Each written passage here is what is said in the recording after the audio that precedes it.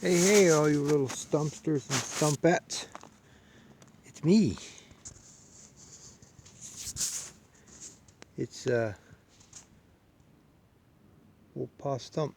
Hey, check this out. I wanted to, it kind of sucks because I was over here yesterday at about 10 a.m.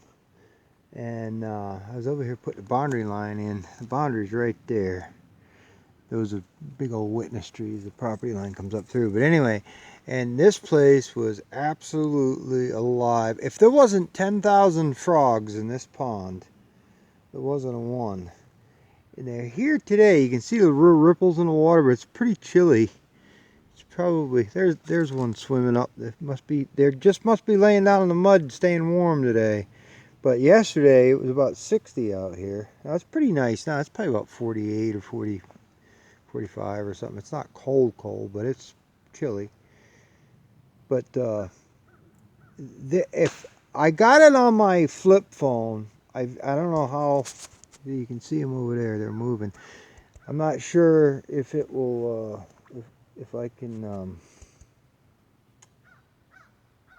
if I can get it to transfer over off that stupid thing. But I did video it. Anyway, I came over here about 10 a.m. and I'm looking around trying to find one here surfacing. They are coming up for air, I guess. But anyway, and there was like thousands of frogs. About, I don't know, not very big. Like, they weren't peep frogs. They were, I guess adults or last year's frogs. You can see them swimming around. But anyway, it was just literally thousands of them. And then about 2 hours later, maybe about 1 o'clock, I stopped over there. I cut down to the edge of this. I tried to keep all the brush and stuff out of it. I don't want to disrupt the froggies too much. But anyway, I stopped up there to eat lunch and I shut the machine off. And I heard peep frogs too. So, and yesterday was the 13th, Friday the 13th. So, and I remember last year, because I write this stuff down, I'm kind of mentally deranged that way. Last year, it was March 12th I heard the peep frogs for the first time, which was kind of early. Usually you don't hear until, usually about 20th or right around the 1st of April, but last year was a little early, and this year too, which is fine with me. But, so anyway, I can see them swimming around in here. All these little ripples, that's what they are. They must be laying down in the mud, staying warm, because it's just that enough chilly where they're not out. But anyway, so I heard the peep frogs, which I don't know if all you guys know what peep frogs are, but they're the little spring peepers, the newly hatched frogs. I'm assuming all this green slimy stuff is frog eggs.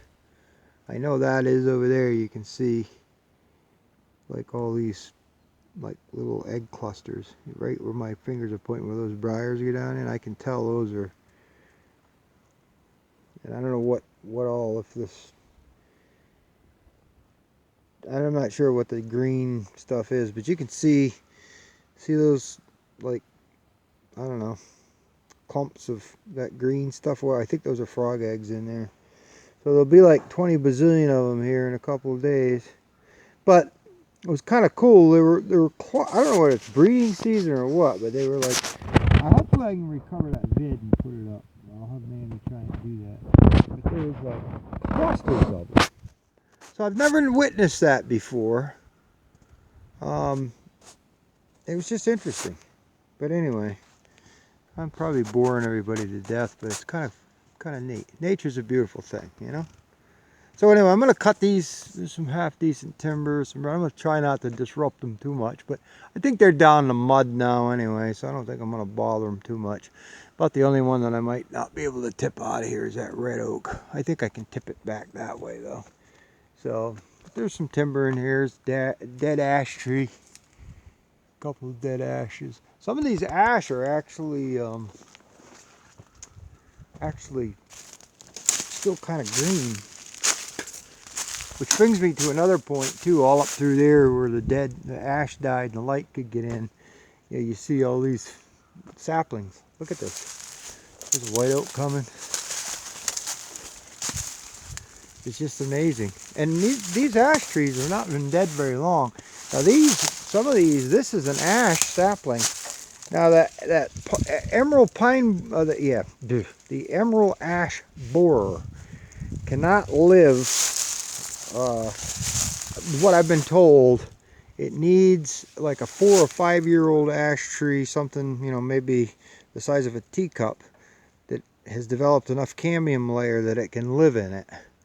And anything under that age it can't eat. So the theory was, and I guess it's worked, because I see green ash saplings, which is good. So that means the species might not be eradicated by them god dang bugs. But I do see ash saplings. But even if it's like, if it's big enough, if it's viable enough for those suckers to live in, I'm cutting them. I'm copicing them, because the idea there is the stump will live and shoot new shoots up. But these are green ash saplings, I believe. Looks like ash, and they're alive, so that's good. When we get this overstory out of here, maybe this stuff will have a chance to recuperate. You see what this thing does to this? See this? And then that might even be something else, but they make holes in it. See all these little holes? They bore into the cambium layer of the tree, and basically they girdle it. They shut off the circulation so the cambium layer can't grow. It can't transfer the sap to the tree, so it dies. Isn't that a shame? There's really nice ash in this country, this part of the world, but it's that friggin' bug really did it in. Anyway, we got cherry. You know, nothing great right here. A couple maple. I'll leave a few of them for seed crop. But look at the size of that quake.